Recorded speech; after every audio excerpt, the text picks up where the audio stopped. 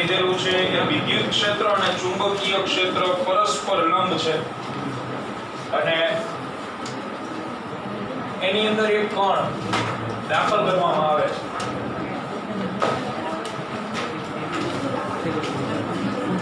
આ કંડીઓ એ વિદ્યુત ક્ષેત્ર અને ચુંબકીય ક્ષેત્રની અંદર એન્ટર થાય. હકીકતમાં આ કોન્સેપ્ટ જે છે એ સાયક્લોટ્રોનનો હમણાં ભણીએ આપણે સાયક્લોટ્રોન વિશે.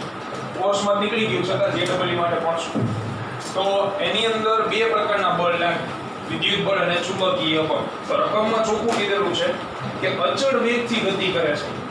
અચળ વેગથી ગતિ કરતો હોય એટલે પ્રવેગ શું હોય? 0. અચળ વેગી ગતિ એટલે પ્રવેગ 0 અને પ્રવેગ 0 હોય એનો મીનિંગ એવો થયો કે કણ ઉપર લાગતું કુલ બળ છે પરિણામી બળ F બરાબર ma. પ્રવેગ 0 હોવાથી કુલ બળ ગણાય 0. તો અહીંયા જેટલા પ્રકારના ક્ષેત્ર હોય એટલા પ્રકારના બળ લાગે. ક્ષેત્ર અહીંયા બે પ્રકારના, વિદ્યુત અને ચુંબકીય. તો એનો મીનિંગ એવો થયો વિદ્યુત બળ અને ચુંબકીય બળ સમાન મૂલ્યના હશે, પરસ્પર કેવી દિશામાં હશે? વિરુદ્ધ. એટલે તમે આવું લખી શકો વિદ્યુત બળ બરાબર ચુંબકીય બળ. કેટલા પ્રકારના ચુંબકીય બળ ભણી ગયા આપણે? 3. સિંગલ તાર ઉપર લાગતું બળ બિલ સાઇન થીટા, બે તાર વચ્ચે લાગતું બળ μ0 I1 I2 છેદમાં 2 પાઈ y અને કણ ઉપર લાગતું બળ QVB સાઇન થીટા. વિદ્યુત બળનું સૂત્ર શું હોય? Q * E. પહેલા ચેપ્ટરમાં પરીક્ષણ વિદ્યુત ભારમાં E બરાબર F/Q. આની અંદર આવી ગયો. તો આમાંથી તમે F ને કરતા બનાવી દો એટલે Q * E. ચુંબકીય બળનું સૂત્ર QVB sin θ. તો આની અંદરથી Q કેન્સલ થઈ જાય, θ બરાબર 90 કારણ કે બંને ક્ષેત્રને લંબ રૂપે દાખલ થાય છે એવું લખેલું રકમમાં. તો sin 90 એક થઈ જશે, વેગ ગોતવાનો છે તો V બરાબર E/B. આ સિવાય આપણે શોર્ટકટ તારવી ગયા હતા આ ચેપ્ટરમાં. μ0 અને ε0 વચ્ચેનો સંબંધ 1/c². એના ઉપરથી એ થશે આને આ સૂત્ર રહ્યું એ આપણે તારવશું વિદ્યુત ચુંબકીય તરંગો અને તારવણી આવશે 2 માર્ક. એટલે પછી તમારે આ કરવાની જરૂર નહીં, સીધું વેગ ગોતવાનો હોય, બે ક્ષેત્ર એવા હોય ત્યારે તો સીધું E/V કરવા થાય. પછી 20માં MCQ જુઓ તો 20માં MCQ માં તમને શું કીધેલું છે? ટોર્ક પૂછેલું છે. ટોર્ક. તો ટોર્કનું સૂત્ર NIAB sin θ, જેમાં θ કોના વચ્ચેનો ખૂણો થશે? ક્ષેત્રફળ સદિશ અને ચુંબકીય ક્ષેત્ર. તો રકમની અંદર એવું કીધું છે કે તમને જે લૂપ આપેલું છે એ ચુંબકીય ક્ષેત્રને લંબ ગોઠવો. જો ચુંબકીય ક્ષેત્ર હું આમ ધારી આ ક્ષેત્ર રેખા સદિશ B. હવે પહેલી લાઈનમાં લખેલું કે લૂપ રહ્યું ચુંબકીય ક્ષેત્રને લંબ. તો ચુંબકીય ક્ષેત્રને લંબ લૂપ ગોઠવવું તો આમ થાય. જો વિદ્યુત પ્રવાહ આ પ્રમાણે વહેતો, કારણ કે લૂપની અંદરથી પ્રવાહ વહેશે તો ટોર્ક લાગશે, બાકી ટોર્ક ન લાગે. તો હવે ખૂણો કેટલો બને આમાં? આ લૂપ તમે આમ ગોઠવેલું છે, ક્ષેત્ર રેખાઓ આમ છે ઉપર અને લૂપ આવી રીતે. આનો ક્ષેત્રફળ સદિશ ક્યાં? કા ઉપરની સાઈડ અથવા નીચેની સાઈડ, કારણ કે પ્રવાહની દિશા વિશે ચોક નથી પાડ્યો એટલે સમઘડી લેવાની દિશા હોય. તો ક્ષેત્રફળ સદિશ રહ્યો ને કા ઉપરની સાઈડ આવશે કા નીચે તરફ આવશે. બે કેસમાં ટોર્ક 0 જ થાય, કારણ કે ક્ષેત્રફળ સદિશ ઉપર દોરો તમે તો A સદિશ અને B સદિશ વચ્ચેનો ખૂણો શું થઈ ગયો? 0. જો તમે નીચે દોર્યો તો 180 અથવા પાઈ. બે કેસમાં sin 0 sin 180 0 થાય એટલે ટોર્ક મળશે 0. હવે જો આ ક્ષેત્રે ક્યારેક કારણ કે રકમમાં લખ્યું લંબ રૂપે એટલે સીધું અહીં મૂકે નિયમ લંબ રૂપે વાંચી કે sin 90 એ બાકીની બધી કિંમત આપી હશે. પાછી જો આટલા સંખ્યા આપ્યા, વિદ્યુત પ્રવાહ આપેલો હશે, ક્ષેત્રફળ આપેલું, ચુંબકીય ક્ષેત્ર આપેલું, એટલે લંબ રૂપે જોઈને sin 90 લઈ લે, બધી કિંમત મૂકો તો પાછો એનો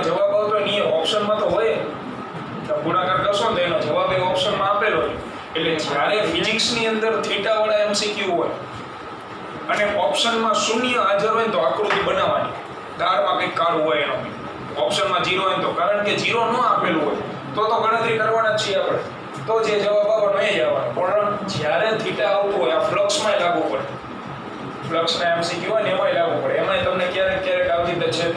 બરાબર, તો આ વસ્તુ ધ્યાનમાં રાખવાની. હવે પૂર્ણ કરો પછી સાયક્લોટ્રોન ભણીએ, કારણ કે 21માં એમસીક્યુ એને લગતો છે. હેલો 10,000 - 5 આવશે.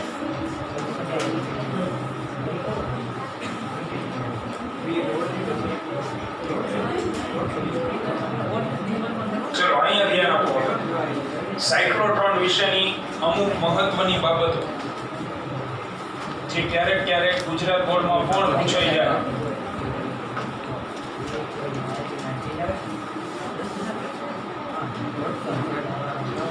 સાયક્લોટ્રોન એને બનાવવા માટે બે પ્રકારના ક્ષેત્રોનો ઉપયોગ કરવામાં આવશે. આના જે એમસીક્યુ રહ્યા એ પ્રોપર એવું નહીં કે નો પૂછાય.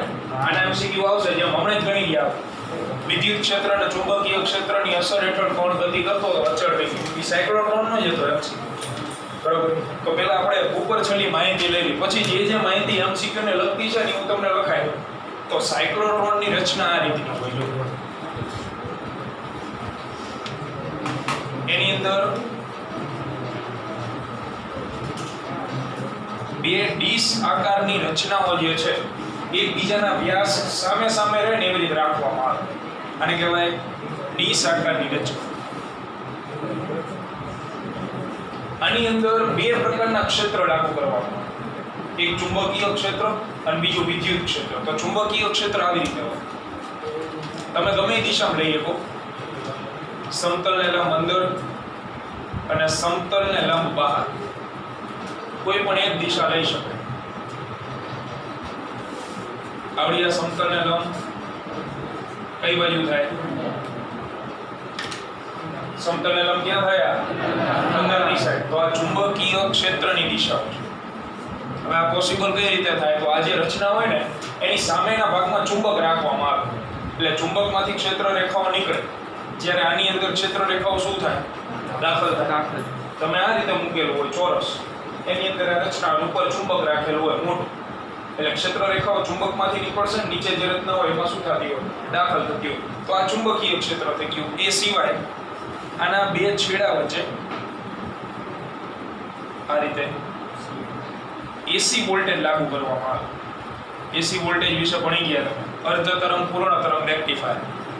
એટલે અડધી સાયકલ દરમિયાન પ્લસ હોય, બીજી અડધી સાયકલ દરમિયાન એ જ પ્લેટ શું થઈ જાય?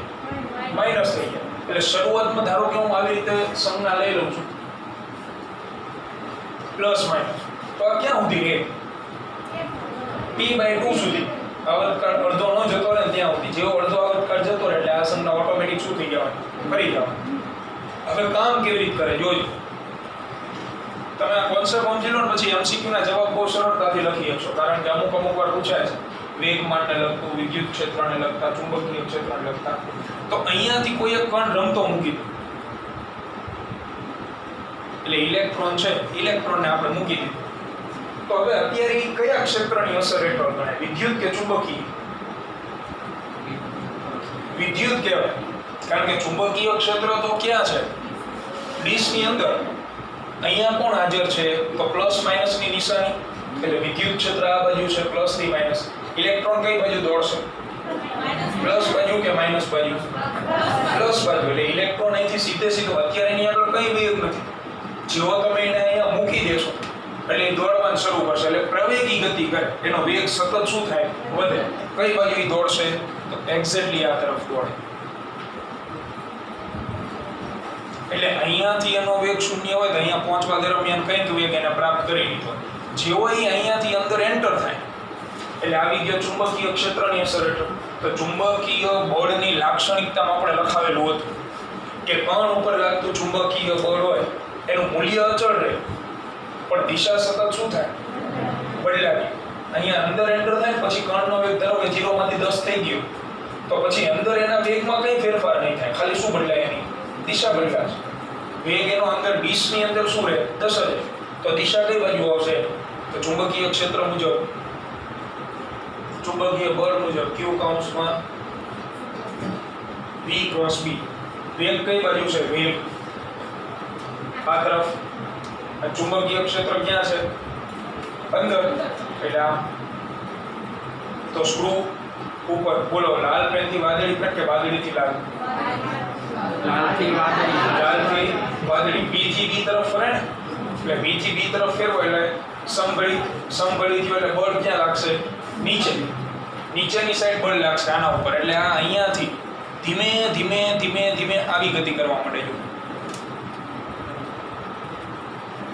સીધો નહીં જાય, એ કણ ઉપર ધીમે ધીમે નીચેની સાઈડ બળ લાગે એટલે એનો માર્ગ કયો ની ઓટોમેટિક વક્રાકાર થઈ જાય, અને આ માર્ગ દરમિયાન એનો વેગ શું રહે? અચળ, મૂલ્યની દ્રષ્ટિએ અચળ રહે, વર્તુળ ગતિ પૂર્ણ કરી. હવે જેવો એ અહીંયા પહોંચે એટલે આ અડધી સાયકલ પૂરી થઈ કહેવાય, એટલે સામે ડીશની નિશાની ઓટોમેટિક શું થઈ ગયું? બદલાઈ જાય. એટલે આ થઈ જશે પ્લસ, આવડું આ માઇનસ.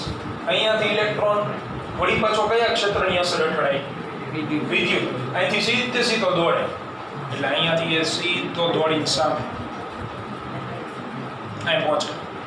એ દરમિયાન એનો વેગ વધે, કારણ કે સામે શું છે? આકર્ષણ બળ છે. આ ડીશની સામેની સાઈડ એમને નથી દોડતો, સામે પ્લસ એટલે આકર્ષણ બળ છે, એટલે આકર્ષણની અસર હેઠળ એ અહીંયા જેટલો વેગ હોય એના કરતાં સતત વેગ વધતો જાય, અહીંયા સુધી વેગ વધે. વળી પાછો એ શેમાં એન્ટર થઈ ગયો? ચુંબકીય ક્ષેત્રમાં વેગ વધવાનું બંધ થઈ ગયું.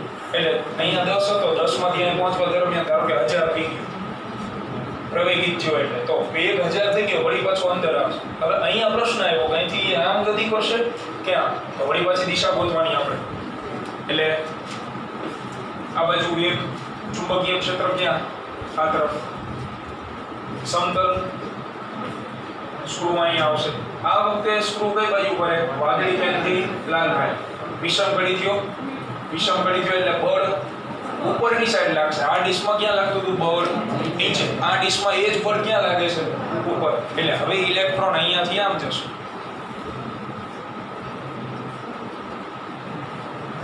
પછી તો આ દરમિયાન એનો વેગ શું હોય? પાછો અચળ. જે 1000 હતો એ 1000 જ રહે, મૂલ્યની દ્રષ્ટિ. દિશા બદલાઈ ગઈ, વળી પાછો અહીંયા પહોંચે એટલે પાછી ડીશની નિશાની ચેન્જ, કારણ કે એસી છે અલ્ટરનેટિવ, એટલે વળી પાછું આ પ્લસ અને આ માઇનસ. તો પાછો ઈ દોડશે અહીંયાથી સીધો દોડીને સામે. આ દરમિયાન પાછો એનો વેગ શું થવાનો? પાછો વધે, પાછી પ્રવેગી ગતિ. અહીંયાથી પાછો વર્તુળ ગતિ, અને આ સતત ચાલુ રહે, આ ઘટના રહે. એટલે જલેબી આકારનું ગુચડું તૈયાર થાય. તો આની અંદર જ્યારે ઇલેક્ટ્રોન રહ્યો અથવા કોઈ પણ કણ હોય એ અહીંયાથી આમ બહાર નીકળે, આ ડીશમાંથી જ્યારે એ બહાર નીકળે, બહાર કાઢવા માટે અહીંયા તમારે એને વિચલન પૂરું પાડવું પડે. એટલે અહીં બીજો કંઈક તમે સોર્સ મૂકી દેશો જેથી ઇલેક્ટ્રોનનો જે માર્ગ રહ્યો ને એ ડિસ્ટર્બ થઈ ગઈ. એટલે બહારની સાઈડ જ્યારે ઇલેક્ટ્રોન નીકળે ને તો શૂન્ય વેગ લઈને દાખલ થયો હતો, અને બહારની સાઈડ નીકળે ને એટલે એનો વેગ રહ્યો ને 1 લાખની આસપાસ થઈ ગયો, 10⁵. અને આવું કંઈ આપણે બીજી કોઈ ગોઠવણ જ કરવાની નથી થતી. સૌથી સહેલું સાધન કે બે ચુંબકીય ક્ષેત્ર લાગુ કરો, વચ્ચે એસી વોલ્ટેજ જોડી દો. એસી વોલ્ટેજ તો બહુ સહેલાઈથી મળી જાય આપણે. આ પ્લગ એસી દર્શન, અહીંયા એસી વોલ્ટેજ જોડી દો, સામે છે ચુંબકીય ક્ષેત્ર રાખી દો, તો કણ ઓટોમેટિક પ્રવેગી ગતિ કરતો થઈ ગયો. હવે આની અંદર જાણવા જેવી બાબત જે એમસીક્યુ પૂછાયું કે નીચેનામાંથી કયું ક્ષેત્ર કણને પ્રવેગિત કરે છે? વિદ્યુત ક્ષેત્ર, ચુંબકીય ક્ષેત્ર, બંને કે એકેય? ખાલી વિદ્યુત ક્ષેત્ર. એ તમે આ કોન્સેપ્ટ ભણેલા હોય તો ખબર પડે. બાકી તો બે લખી નાખી કે બે વિદ્યુત ક્ષેત્ર અને ચુંબકીય ક્ષેત્ર બે પ્રવેગિત જ કરે. અમે આની અંદર જોયું પ્રવેગિત નથી થતો, પણ જો ચુંબકીય ક્ષેત્ર વેગનું મૂલ્ય શું રહે? અચળ જ રહે, ખાલી દિશા એની શું થાય? બદલાય. એટલે વિદ્યુત ક્ષેત્ર જે છે સાયક્લોટ્રોનની અંદર એનું કામ કણને પ્રવેગિત કરવાનું. જ્યારે ચુંબકીય ક્ષેત્રનું કામ શું? કણને છટકવા ન દેવા, એ ડીશની અંદર જ રાખશે. એટલે ચુંબકીય ક્ષેત્ર કણને વર્તુળ ગતિ કરાવે. ચુંબકીય બળ જ એવી લાગશે. આ પહેલી ચર્ચા. બીજી ચર્ચા, આની અંદર જે પ્રવેગિત થાય છે એનો મુખ્ય આધાર તમે લાગુ કરેલ એસી વોલ્ટેજ ઉપર હોય.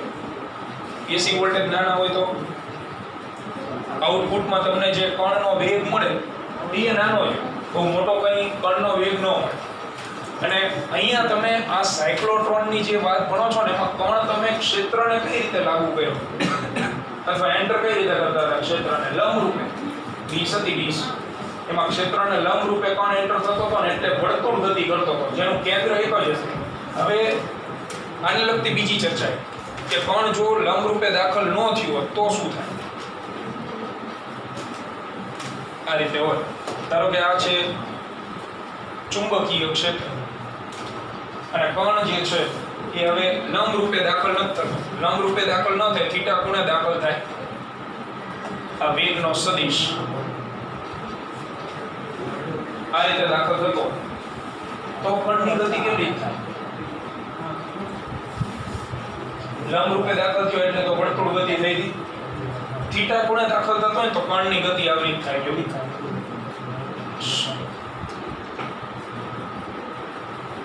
સોલેનોઇડ આકાર આ મુજબ ગતિ કરે. થઈ વર્તુળ પણ સાથે સાથે કઈ ગતિ આવે? રેખીય. આગળ વધતો જાય, જોડે જોડે વર્તુળ રચતો જાય. ક્યારે? લંબ રૂપે દાખલ ન કરો તો ચુંબકીય ક્ષેત્ર સાથે કેવા ખૂણે દાખલ કર્યો આપણે? થીટા ખૂણે. અને લંબ રૂપે દાખલ કરો તો ઈ વર્તુળ રચતો જાય. ધીમે ધીમે મોટા વર્તુળ રચાતા જાય જેનું કેન્દ્ર ક્યાં હોય? સેન્ટરમાં, એક જ જગ્યાએ. પણ તમે લંબ રૂપે કણને દાખલ ન કરેલો હોય તો એની જે ગતિ છે ને આ પ્રકારની હોય. હવે આમાંથી શીખવા જેવી બીજી બે બાબત કે આ ઘટક કયો થાય? આવડો આ ઘટક cos ઘટક થાય, v cos થીટા. અને આ ઘટક v sin થીટા. તો આ બેમાંથી વર્તુળ ગતિ માટે જવાબદાર ઘટક કયો થયો? v sin કે v cos? કારણ કે વર્તુળ રચવા માટે કણને ઉપર જવું પડે કે આ બાજુ જવું પડે? ઉપર. તો ઉપર કોણ લઈ જાય ને? sin. એટલે વર્તુળ ગતિ માટે જવાબદાર ઘટક. વર્તુળ ગતિ માટે જવાબદાર વેગનો ઘટક એ આવશે v sin થીટા. જ્યારે રેખીય ગતિ માટે જવાબદાર ઘટક કયો થાય? cos. કારણ કે જોડે જોડે આ બાજુ ખસવાનું હોય તો એ બાજુ કોણ ખસેડશે એને? cos થીટા ઘટક. એટલે એના માટે જવાબદાર ઘટક થાય v cos થીટા. આની સંજ્ઞાઓ ક્યારેક ક્યારેક MCQ માં આવે કે નીચેનામાંથી વર્તુળ ગતિ માટે જવાબદાર ઘટક કયો? તો ખાલી સંજ્ઞા જ આપી તો આને કહેવાય v perpendicular. એટલે આવી સંજ્ઞાઓ. અને આ v parallel. આવી સંજ્ઞાઓ યાદ રાખો. બરોબર છે? આ બે પ્રકારના ઘટક આવે. એ સિવાય એક નવો શબ્દ જે છે એ તમને જોવા મળશે, પેચ અથવા પીચ. ક્રિકેટર વાળી નહીં.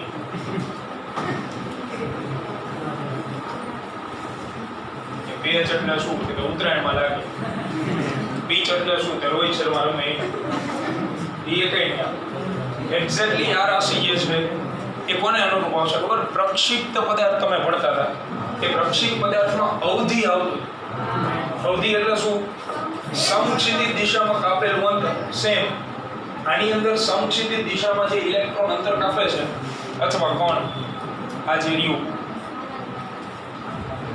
આને કહેવાય પીચ અથવા પેચ. એનો સમયગાળો નક્કી કે એક આવર્તકાળમાં કોણે સમક્ષિતિજ દિશામાં કાપેલ અંતરને શું કહેવાય? પીચ કહેવાય. એક આવર્તકાળ, માત્ર એક આવર્તકાળ એટલે કેપિટલ ટી, જેટલા સમયમાં જે તે કણે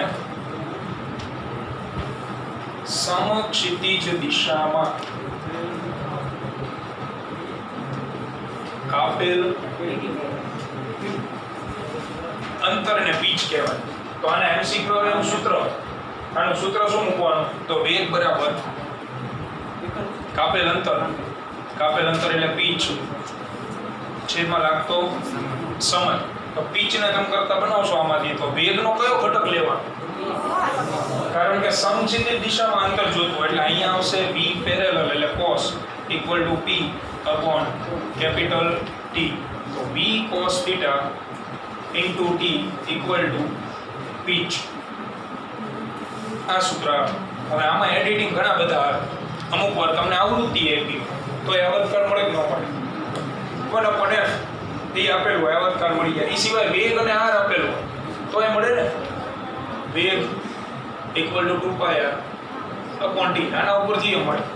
એટલે ટૂંકમાં આના જે છે અલગ અલગ જે ફોર્મેટ આવે છે એ તમે અહીંયા મૂકો એટલા અલગ અલગ સૂત્રો બને. મૂળ મુદ્દો આ છે કે પીચ બરાબર v cos theta into t.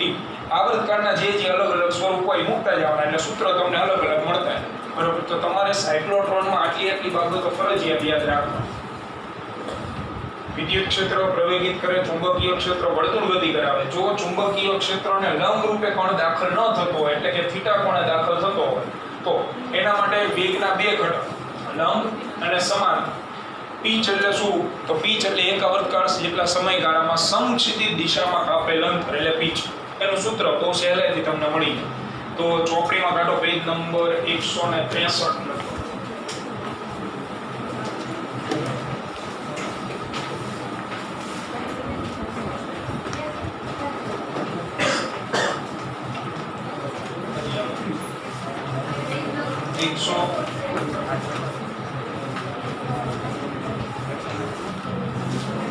શરૂઆતમાં જ આવશે 138 નંબરનું પેજ. જો તમે ઓલું પેપર સોલ્યુશન કોઈ બાળક સોલ્વ કરતું હોય તો એની અંદર એક પ્રશ્ન પૂછેલો 2 માર્ક કે વેગ પસંદગી કારક વિશે સમજાવો. આપણે કોઈને રોકી ન દેતા પેપર કાઢવા. પૂછાય કે હું એમ નથી કહેતો ન પૂછાય. સાયક્લોટ્રોન તો આપણને કાઢેલા ટોપિકમાં ખાલી સાયક્લોટ્રોન એવું જ લખ્યું છે. એટલે સાયક્લોટ્રોન એક જ નથી ભણાય. આ તો તમારા ટોપિકમાં કદાચ આવે છે વેગ પસંદગી કારક એટલે આ જ. વેગ પસંદગી કારક એટલે શું? કે બે પ્રકારના વેગની પસંદગી કરો. કયા પ્રકારની ગતિ કરાવી છે એની પ્રમાણ. તો તમારે આને લાંબુ કરી લખ નાખવાનું 2 માર્કની અંદર. આ આકૃતિ એનું ટાઇટલ એવું આવે કે જ્યારે કોણ ચુંબકીય ક્ષેત્રને લંબ રૂપે દાખલ ન થતો હોય તો તેની ગતિ આકૃતિ મુજબ થાય. તેના બે ઘટક આવે. આ ઘટક વિશે લખ્યું, પછી પીચ વિશે અથવા પેચ વિશે લખ નાખવાનું. એટલે આ વેગ પસંદગી કારક જ ટોપિક એ જ છે. તો એ ટોપિક તમને આપેલો છે પેજ નંબર 137 કાઢો આગળનો 137. તો જે 4.3 નંબરનો ટોપિક છે ને કાઢ્યો નથી છે, પણ હકીકતમાં એ છે સાયક્લોટ્રોનને લગતો, એટલે આપણે નથી ભણાવ્યું. બરોબર. મૂળ મુદ્દો સાયક્લોટ્રોન જ છે. પછી એનો જવાબ પાછળ આપ્યો તમને યો. એમાં આકૃતિ નંબર 4.6 જુઓ. જો એમાં પેચ લખેલું દેખાશે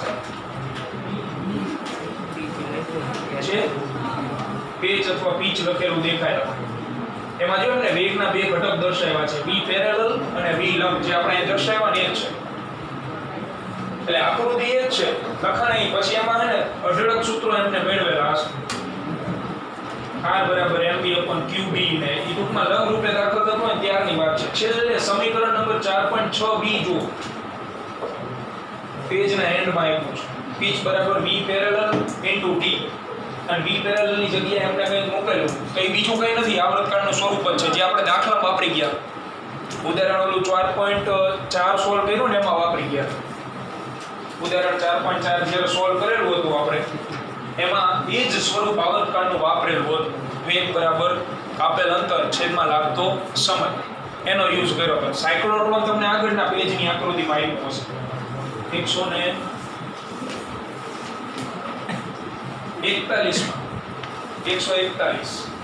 જો એ સાયક્લોટ્રોન 2D આકારની રચના, એમને ચુંબકીય ક્ષેત્ર સમતલ ને લંબ ક્યાં લીધું છે?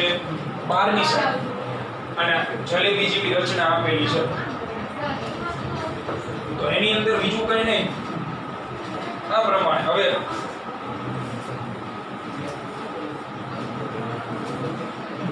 આની અંદર ચુંબકીય ગતિ ઊર્જા જે છે એ વધતી જશે. એ સિવાય હા, ચુંબકીય ક્ષેત્રમાં રેખીય વેગમાનનું શું થાય? આવો પ્રશ્ન પૂછાય. ચુંબકીય ક્ષેત્રની અંદર રેખીય વેગમાન વધે, ઘટે, અચળ રહે કે નહીં? વેગ અચળ એટલે વેગમાન એ શું થાય? અચળ જ રહે. ક્ષેત્ર ચુંબકીય હોવું. ચુંબકીય ક્ષેત્રની અંદર રેખીય વેગમાનમાં કોઈ ફેરફાર થતો નથી. ગતિ ઉર્જા ઈએનો પર ગતિ ઉર્જા, વેગમાન, વેગ બધે બધું ફરે ગયા વિદ્યુત ક્ષેત્રની અંદર. જ્યાં વેગ ફરે ત્યાં. એટલે મૂળ મુદ્દો જ મેં તમને સમજાવી દીધો છે. વેગવાળો ભાઈ એને લગતી જે પણ રાશિ તમને પૂછે એના જવાબ તમને આવડવા જોઈએ. એટલે આટલી બાબત તો ફરજિયાત તૈયાર કરી જ નાખો. બરોબર. સાયક્લોટ્રોન હોય કે ન હોય, આપણે ગુજરાત બોર્ડ ગુજકેટમાં લાગુ પડે તો આને લખી નાખો. અને પછી એમસીક્યુ રહ્યો ને એ બોલો બાજુવાળો કી ટ્રાય કરતો આવડી જાય. ઉતાવળ રહેશે એટલે ધ્યાન નહીં હોય તો એમસીક્યુ ભાગી જાય, ખબર નહીં પડે. વર્તુળમાંની ત્રિજ્યા ગોતવાની 21માં એમસીક્યુમાં q/m નું મૂલ્ય આપ્યું છે. તો સાયક્લોટ્રોન મુજબ વર્તુળ ગતિ થાય તો વર્તુળ ગતિમાં તમે લખી શકો mv²/r ઇક્વલ ટુ ચુંબકીય બળ એટલે qvb sin θ. હવે ભણવા જેવી વાત એ છે કે અત્યાર સુધી આપણે શું લેતા હતા? બધી જગ્યાએ જ્યાં જ્યાં વર્તુળ ગતિ ત્યાં mv²/r. અહીંયા આવશે v sin θ એનો વર્ગ. કારણ કે મેં તમને લખાયું વર્તુળ ગતિ માટે જવાબદાર ઘટક કયો હોય? v sin θ. જો અત્યાર સુધી આપણે mv² શું કામ લેતા હતા ખબર? કારણ કે દરેક જગ્યાએ θ 90 આવતો. θ 90 આવે તો sin 90, તો પછી લખો ન લખો કઈ ફેર પડે નહીં. અત્યાર સુધીની વાત છે. પણ આમાં જો θ 90 ન થાય તો θ કેટલો આપ્યો છે? 30. એટલે ધ્યાન રાખવાનું કે જ્યારે તમને લંબ રૂપે કોઈ પણ દાખલ ન થતો હોય ક્ષેત્રમાં તો v² લખ્યું તો જવાબ નહીં આવે. v sin θ નો વર્ગ લખવું પડે અને આનાથી ઘણો બધો ફેર પડી જાય. બે બાજુથી sin θ ઉડે જો mv² sin² θ upon r equal to qvb sin θ. એક વખત વેગ v કેન્સલ અને એક વખત sin θ કેન્સલ. આમાં તમે r ને કરતા બનાવો તો વધે mv sin θ upon qb. જો sin θ હોય, જો તમે નો લખેલું હોય તો આ sin θ વધે અને ઈ ક્યાં આવી જાય? છેદમાં આવે તો જવાબ જ ન આવે કોઈ હિસાબ. એટલે આ નાનકડી એવી બાબત છે પણ ધ્યાનમાં રાખજો. વર્તુળ ગતિ માટે જવાબદાર ઘટક v sin θ આવે ને એટલા માટે. બાકીની કિંમત મૂક દો. તમને q/m આપેલું 10⁸. આ શું મળે? m/q એટલે 10⁻8. વેગ આપેલો છે 10⁵. θ 30 છે એટલે sin 30 1/2. ચુંબકીય ક્ષેત્ર કેટલું આપ્યું? 0.3. આનો જવાબ લાવો એટલે તમને ઓપ્શનમાં જવાબ મળી જશે મીટર. એના પછી 22માં એમસીક્યુ. તો એ સોલેનોઇડ વાળા એમસીક્યુમાં એક જ સૂત્ર હોય મુનિ સ્મોલ n વાળું. તો એમાં ચોખ્ખું કીધું છે કે એકમ લંબાઈથી કાંટાની સંખ્યા, એકમ લંબાઈથી એટલે સ્મોલ n. તો n1 બરાબર 200 હોય ત્યારે વિદ્યુત પ્રવાહ સોલેનોઇડમાંથી કેટલો વહે છે? I. અને ત્યારનું ચુંબકીય ક્ષેત્ર તો v1 બરાબર μ0 n1I. પછી એકમ લંબાઈથી કાંટાની સંખ્યા 100 થઈ ગઈ, વિદ્યુત પ્રવાહ થઈ ગયો I/3. તો ચુંબકીય ક્ષેત્રનું સૂત્ર v2 બરાબર μ0 n2 I/3. બેનો ભાગાકાર લઈ લો. આ બંનેનો ભાગાકાર લઈ આપણે એટલે v1 upon v2 equal to μ0 n1I upon μ0 n2I upon 3. તો μ0 I કેન્સલ, છેદનો છેદ અંશમાં જતો રહે. n1 આપેલું છે 200 ગુણ્યા 3 ભાગ્યા 100. આ કેન્સલ એટલે મળે આ 6. b1 આપેલું છે 6.28 10⁻². તો 6.28 10⁻². છેદમાં b2 ઇક્વલ ટુ 6 આ બાજુ આવી જાય એટલે જવાબ આવી જાય ચુંબકીય ક્ષેત્ર. ઝડપથી આને પૂરું કરો અને પછી આપણે એ મીટર વોલ્ટ મીટરના એમસીક્યુ ગણીએ જે સૌથી વધુ ગુજકેટમાં પૂછાય. એ મીટર વોલ્ટ મીટર. હવે જો વોલ્ટ મીટર એ મીટરના એમસીક્યુ ધ્યાન આપજો. અહીંયા એકદમ સહેલા, પણ સહેલી રીતે ગણો તો બાકી એટલા જ અઘરા. પેલા સંજ્ઞાઓ જોઈ લો બધી. આટલી સંજ્ઞાઓ તમને યાદ હોય તો એમસીક્યુ ઝડપથી આવે. કેપિટલ G ગેલ્વેનોમીટરનો અવરોધ, IG ગેલ્વેનોમીટરની પ્રવાહ ક્ષમતા. ક્ષમતા શબ્દ હું વાપરું ને એનો મિનિંગ એવો થાય કે ફૂલ સ્કેલ ડિફ્લેક્શન હોય. આવી આકૃતિ દોરાઈ દે. એટલે તમને શું થાય કે એમસીક્યુ ની અંદર શું થાય ખબર છે કે આવી રીતે આપેલું કે એક કાપા જેટલું આવર્તન દર્શાવે છે ગેલ્વેનોમીટર. ક્યારે? તો કે 1 માઇક્રોએમ્પિયર પ્રવાહ વહે ત્યારે, અને એની અંદર 50 કાપા છે. તો મોટા ભાગના વિદ્યાર્થી રહ્યા ને આઈજી આ લઈ લે કે 1 માઇક્રોએમ્પિયર આપે, પણ કેટલું આવે? 50 આવે. કારણ કે આઈજી એટલે પ્રવાહ ક્ષમતા છે, ફૂલ સ્કેલ ડિફ્લેક્શન છે. એટલે તમને ક્યારેક ક્યારેક એક કાપાનું રીડિંગ આપેલું હશે અને સામે કાપાની સંખ્યા આપેલી હશે, તો આ બેને ગુણાવી દેવા. તો આમાં આઈજી શું મળશે? 50 માઇક્રોએમ્પિયર. આ ધ્યાન રાખજો. પછી છે વીજી, તો એ ગેલ્વેનોમીટરની વોલ્ટેજ ક્ષમતા. વોલ્ટેજ ક્ષમતા તો આની અંદર તમે ઓહમનો નિયમ લાગુ કરો તો V બરાબર શું લખાય? IR. IR લખવું હોય તો ગેલ્વેનોમીટરનો પ્રવાહ IG અને ગેલ્વેનોમીટરનો અવરોધ G. એનું સૂત્ર. એના પછી છે V. V કેપિટલ V એટલે વોલ્ટમીટરની વોલ્ટેજ ક્ષમતા. તો એમાં એવું થશે કે ક્યારેક ક્યારેક તમને વોલ્ટમીટરનો વોલ્ટેજ આપી દીધો હોય કે વોલ્ટમીટર જે છે એ મેં બનાવ્યું છે કે જે એક કાપા માટે 1 વોલ્ટ દર્શાવે છે, પણ એની અંદર 50 કાપા રહેલા છે. તો વોલ્ટમીટરની વોલ્ટેજ ક્ષમતા કેટલી થાય? 50 વોલ્ટ થાય. 1 વોલ્ટ નહીં લેવાની, કારણ કે આપણી પાસે સૂત્રો આવા છે. જો શ્રેણી અવરોધનું સૂત્ર V/IG - G. તો એમાં V શું મૂકવો એ મેઇન પ્રશ્ન. તો V તમારે કેટલો લેવાનો થાય? ફૂલ સ્કેલ ડિફ્લેક્શન વાળો. એના પછી એવી જ રીતે કેપિટલ I. તો કેપિટલ I કોણ છે? એ મીટરની પ્રવાહ ક્ષમતા. એ મીટર ક્યારે બને? ગેલ્વેનોમીટર અને સમાંતરમાં શું જોડ દો? શન્ટ. અને આ રચનાને કહેવાય એ મીટર. તો એ મીટર કયો પ્રવાહ માપે? I જ માપે ને, કારણ કે આકૃતિમાં I દાખલ થતો તો આમાંથી કેટલો હોય? IG. આમાંથી IS. અને વોલ્ટમીટર ક્યારે બને? શ્રેણીમાં મોટો અવરોધ જોડી દો. તો ઈ જે રચનાની અમુક વાર આ સંજ્ઞાને છે ને ઈ લોકો આમ દર્શાવશે. તો આની અંદર જ આવી ગયું, કારણ કે આ એ મીટર. એ મીટરની અંદર હોય ગેલ્વેનોમીટર પ્લસ શન્ટ. બરાબર? એટલે ધ્યાન રાખવાનું. પછી કેપિટલ R. કેપિટલ R એટલે બાહ્ય અવરોધ. જે આની કોઈને કઈ લેવા દેવાનો હોય ને એવો અવરોધ આપેલો હોય કેપિટલ R. પછી S એટલે શન્ટ અને RS એટલે કોણ? શ્રેણી અવરોધ. હવે તમે રકમ વાંચો એટલે ઝડપથી સોલ્વ થાય MC. સૂત્રો તો 4 સૂત્રો છે હરીફરી. એક શન્ટનું સૂત્ર. શન્ટનું સૂત્ર હોય G × IG upon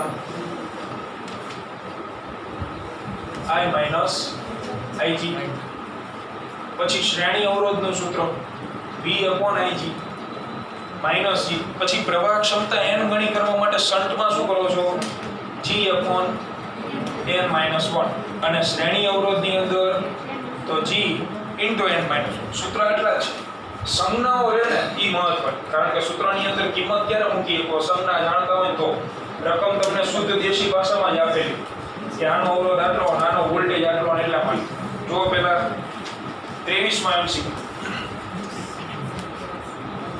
હું અહીંયા હિન્ટ લખતો જાઉં છું, સોલ્વ જાતે કરજો ઝડપથી. તો એમાં તમને 20 ઓહમનો અવરોધ ધરાવતું ગેલ્વેનોમીટર એટલે G બરાબર 20 ઓહમ. 2 ઓહમનો શન્ટ એટલે S બરાબર 2 ઓહમ.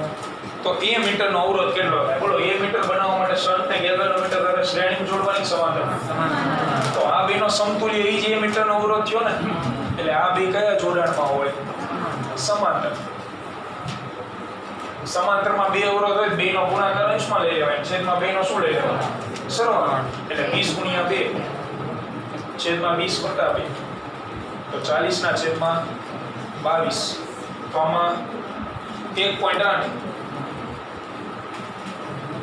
આ એ મીટરનો શું થઈ ગયો? અવરોધ. પણ થિયરી યાદ હોય તો કામ ખબર જ ન હોય કે શન્ટ સમાંતરમાં આવે. રકમમાં ક્યાંય ઉલ્લેખ છે જુઓ. રકમમાં ખાલી શન્ટ જ લખ્યું હશે. શ્રેણી સમાંતર એ તો જે ભણેલા હોય એને ખબર, બાકી નો ખબર પડે. એના પછી 24મો સોરી 200 ઓહમ અવરોધ એટલે કેપિટલ G 200 ઓહમ. 20 ઓહમનો શન્ટ એટલે S બરાબર 20. એ મીટર બનાવેલું. એ મીટરને 4 ઓહમ અવરોધ સાથે. ઈ અવરોધ કયો છે? બાહ્ય અવરોધ એટલે R. 4 ઓહમ 10 વોલ્ટની બેટરી તો એ મીટરનું આવર્તન કેટલું એટલે એ મીટર એટલે કોણ કે જે શું માપતું હોય વિદ્યુત પ્રવાહ I ઓહમનો નિયમ V બરાબર IR તો I બરાબર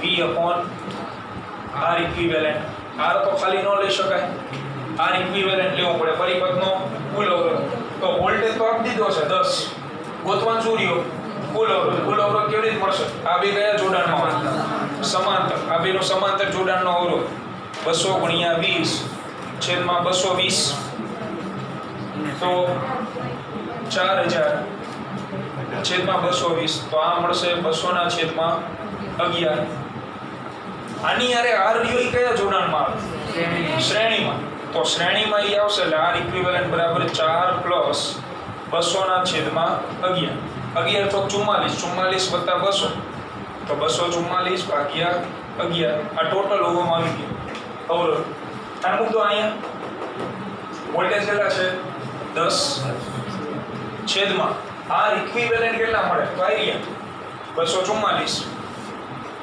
ભાગ્યા 11 છેદનો છેદ અંશમાં 110 ભાગ્યા 244 થઈ જાય 2 વડે ભાગ નાખો 2 વડે ભાગ આવે એટલે 55 ના છેદમાં 100 આ જવાબ ઓપ્શનમાં આપ્યો બરાબર એટલે સ્પીડમાં જ દાખલા થાય આ બધા એક માર્કના એમસીક્યુ છે બધા જો તમને જેડબલ્યુ માં પૂછાતા હોય તો સંજ્ઞા યાદ હોય તો ઝડપથી ગણી એના પછી તમને બે વોલ્ટમીટરનું અવલોકન પૂછ્યું વોલ્ટમીટરના અવલોકન માટે શું કરવાનું થાય શ્રેણીમાં બોલો V વેચાય દાખલો પૂરો 10 વોલ્ટ આપ્યા આ બે કયા જોડાણમાં શ્રેણી તો આનો વોલ્ટેજ 5 આવે અને આનો શું આવે 5 કારણ કે અવરોધ કેવા છે બેના સરખા જવાબ આનો આવે 5 વોલ્ટ દર્શાવે નો ગણતરી સીધું એક જ વિધાન લખવાનું શ્રેણીમાં V વેચાય શું કામ સમાન શું કામ વેચાય છે તો અવરોધ કેવા છે સરખા ધારો કે તમને આવું આપ્યું હોત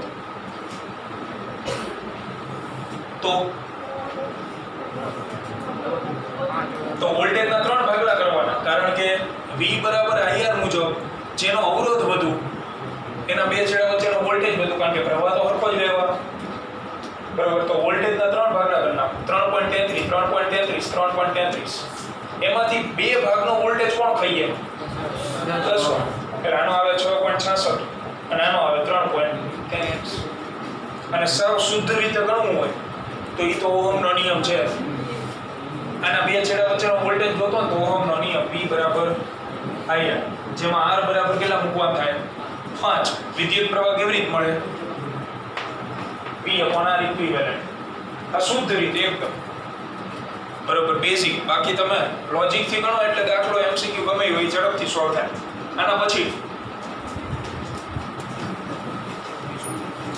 2 ઓહમનો સરસ મજાનો એમસીક્યુ જો કુલ પ્રવાહનો કેટલો પ્રવાહ હવે તમે ધ્યાનથી સમજો જોવાને જ્યારે પણ રકમની અંદર આટલા ગણું આવી જોજો જ્યારે પણ રકમની અંદર આટલા ગણું આટલામાં ભાગનું આટલા ગણું આપેલું છે આની કમ્પેરિઝન આની સાથે એવું કંઈક પૂછેલું હોય તો શોર્ટકટ આપણે લખાવેલી જ છે હેરાન જ નહીં થવા બે શોર્ટકટ હતી શન્ટ માટે પ્રવાહ ક્ષમતા n ગણી કરવા માટે S બરાબર G ના છેદમાં n - 1 વોલ્ટેજ ક્ષમતા n ગણી કરવા શ્રેણી અવરોધ G કૌંસમાં n - 1 તો આ રકમની અંદર n ગોતવાનો કીધો n કારણ કે તમને એવું કીધું કે આના કરતા આનો કેટલામો ભાગ થાય એટલે અલ્ટિમેટલી n જ થયું તો શન્ટ કીધો શન્ટ માટે તો G ના છેદમાં n - 1 બોલો શન્ટ કેટલો આપ્યો 2 11 નો અવરોધ 9 છેદમાં n - 1 એટલે 2n - 2 થઈ જાય એ બગડો આ બાજુ આવે એટલે 2n બરાબર 11 થઈ જાય તો n બરાબર શું મળે 11 ભાગ્યા 2 તો આ કેટલું મળશે 5.5 ઓપ્શન આપ્યો નથી હવે એ શું કામ નથી આપ્યું કારણ કે આ તો તમે જવાબ n ગણાનો લાવ્યા તમને પૂછ્યો છે કેટલામો ભાગ એટલે 1/n થાય નાનકડી એવી ટ્રીક ભાગ એટલે શું થાય કેટલામો ભાગ એટલે 1/n થાય તો 1/n એટલે આનું વ્યસ્ત કરી નાખો 2 ભાગ્યા કર્યો 2 ભાગ્યા 11 કરો કેટલું આવ્યું 0.8 નિયરલી ઇક્વલ ટુ 0.20 એ આપ્યો છે સમજાય છે? આવી વસ્તુ આ ટ્રીક એટલા માટે જ લખાવી, બાકી તમે ઓલું s બરાબર g ag upon i minus ig કરો તો ગાંડા થઈ ગયા, કારણ કે એમાં વિદ્યુત પ્રવાહ એ આપ્યો પાછો કુલ પ્રવાહ રહ્યો ને 1 એમ્પિયર એમ. આ હા વેલું પડે. આવો ને આવો છે કોપી 29 સોલ્વ કરો. આ પહેલા એક પ્રશ્ન જવાબ આપજો મને. બોલો આ n ની કિંમત ક્યારે 1 કરતા નાની હોય? કારણ કે આની અંદર છે કોણ? અવરોધ. s એ અવરોધ, g એ અવરોધ કોઈ ઋણ હોય ને. તો જ્યારે તમને કાપાઓ આપેલા હોય, કાપાઓ કે આટલામાંથી આટલા કાપા થઈ જાય, તો હંમેશા n બરાબર યાદ રાખો, વધુ કાપાની સંખ્યા છેદમાં ઓછા કાપાની સંખ્યા, જેથી ગુણોત્તર 1 કરતા કેવો મળે? જો એમાં 29 માં સોલ્વ કરો એવું જ આપ્યું. 29 માં કેટલા કાપા આપ્યા? 50. છેદમાં કેટલા આવે? 10. તો 50 ભેગા 10 એટલે 5. મૂકો 5 અહીંયા. 5 minus 1 4. શન્ટ કેટલો આપ્યો? 12. જી પૂછો 12 ચોક 48 જવાબ. બરોબર? આ બધા ગણી નાખજો તમારે. હું લેખિતમાં નથી આપતો તમને, પણ તમે સોલ્વ કરી શકો ને એવા જ છે. લેખિતમાં 2 4 છે, બાકી તો આમાં તમે કિંમત મૂકો જવાબ આવે, કિંમત મૂકો જવાબ આવે, એ રીતના આવશે. એવો ને એવો તમને આપેલો છે શ્રેણી અવરોધ વાળો. હા, 26મો તો થઈ ગયો. 27મો સોલ્વ કરવા ટ્રાય કરો. 27મો સમજાવી દીધું બધું મેં.